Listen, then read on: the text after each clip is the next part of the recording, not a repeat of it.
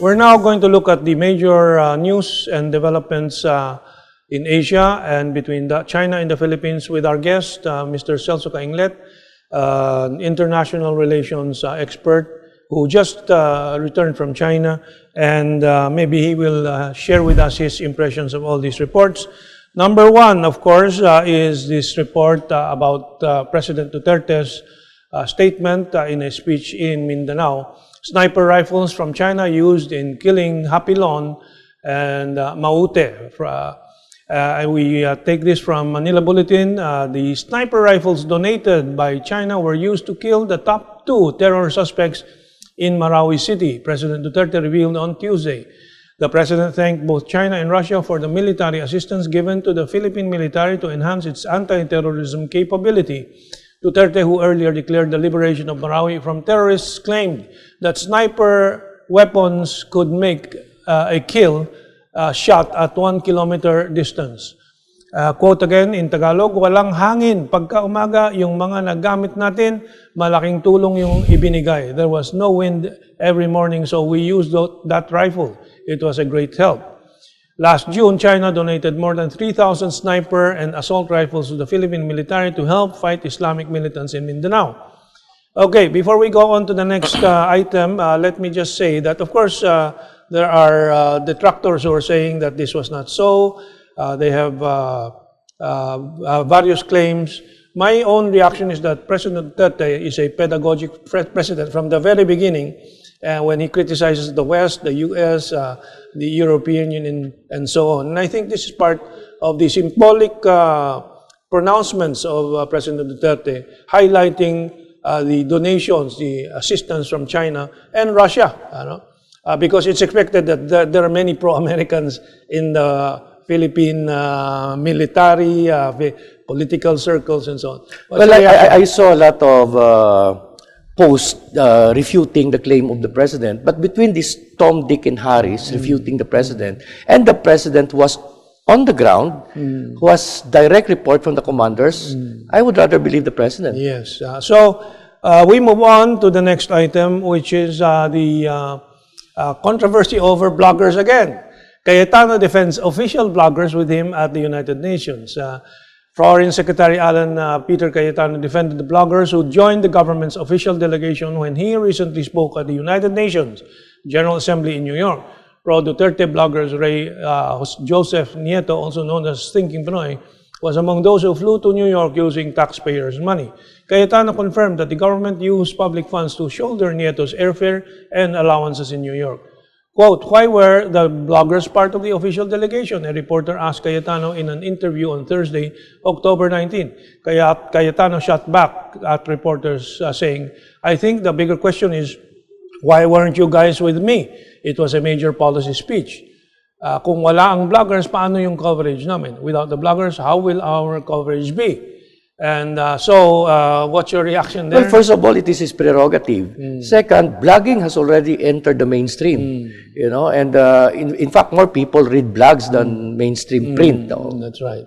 And what is the point of information? Yes. To spread the information that you want to disseminate, and that worked because and it spreads faster, actually. Yeah, and the problem with mainstream media is that they're selective in their coverage. Correct. And reportage. Then you have desk editor who are also very, very selective. And then this nitpicking from some of the regular reporters and journalists and newspapers that, well, anyway, the speech is covered by the UN and reported by the UN and so on and so forth.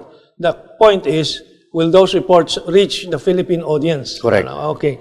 Unlike blogging, it's almost real time. Yeah, While the speech is being made, they're already blogging, and in seconds, it can be read here in the Philippines. Okay. And now, while President Xi Jinping was making his speech and the 19th CPC Congress in China was going on, the U.S. Secretary of State Tillerson made some harsh remarks, and this is the report. Chinese Foreign Ministry hits back at Tillerson's harsh remarks, tells U.S. to abandon its biased view of China. This is a report by Curtis Stone. And on October 18, while delivering a speech to the Center for Strategic and International Studies, U.S. Secretary of State Rex Tillerson made some remarks on China-U.S. relations. Mentioning China 13 times in his speech on the future of U.S. relations with India, Tillerson accused China of, quote, undermining the international rules-based order, unquote, argued China's provocative actions in the South China Sea directly challenged the U.S., and said China's economic cooperation model saddles developing economies with enormous levels of debt. During a regular press conference on Thursday, October 19, Chinese Foreign Ministry spokesman Lu Kang hit back at the criticism, stressing that China steadfastly upholds the international order with the UN at the core and based on purposes and principles of the United Nations Charter. Lu stressed that China will, quote, by no means, unquote, pursue its own development at the expense of other countries' interests or give up its own legitimate rights and interests. Lu said that China is committed to the development of China-U.S. relations, but called on the U.S. to abandon its bias. Tillerson will pay his first visit to India next week, during which he will elaborate on President Trump's new South Asia policy. In addition, he is also scheduled to visit Pakistan. Lu added that China welcomes the development of normal and friendly state-to-state relations between the U.S. and other countries as long as it is conducive to regional peace and stability and enhancing mutual trust between regional countries. Reaction?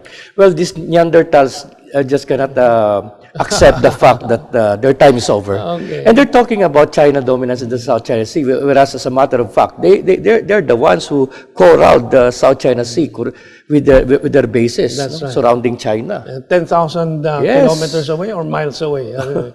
But I think this is, of course, the U.S. reaction to the growing China influence in the world affairs, in world affairs.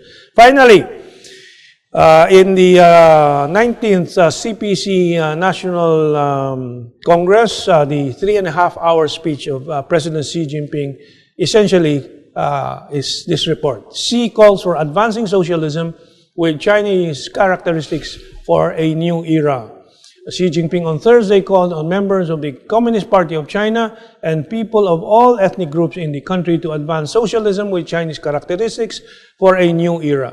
Xi made remarks during a panel discussion with delegates from Guizhou province who were there to attend the CPC's 19th National Congress. Commending Guizhou's development over the past 5 years, Xi said, socialism with Chinese characteristics has now entered a new era. He said this is a major political assessment as well as a strategic reflection that affects the whole landscape. Xi told delegates from Guizhou that efforts must be made to address unbalanced and inadequate development and meet people's ever-growing needs for a better life. He went on to highlight strict okay, and that's the report there. And I think it's a new era, not only for China, but for the world. And Yes. Socialism has become an alternative model, as proven by China, to work very well for its people. Socialism with Chinese characteristics.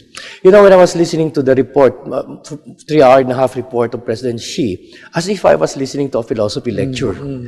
Philosophy, humanities, history, economics. It's very comprehensive. And what I like about it is that there is a serious effort to examine oneself, to examine their country, to examine their identity. I believe that's very important. Like, for example, if you look at Ireland, way back in the 70s, Ireland was poor, England was rich. But it was only when there was a cultural revival in Ireland where they tried to go back to their roots and examine who they are, that Ireland progressed. I think we can learn a lot from China. Yes.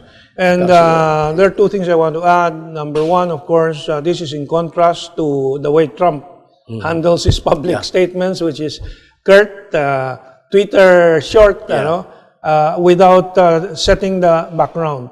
This is a collective effort. This is not just President Xi Jinping. This is the party building on 18 previous CPC national congresses, and redefining this time what their principal contradiction that the government of China has to confront. And we will be discussing this when we focus on this matter, the impact of the CPC 19th Congress on the Philippines and on the future of the world. So Hang on, we'll go to our Philippine-China focus in a moment.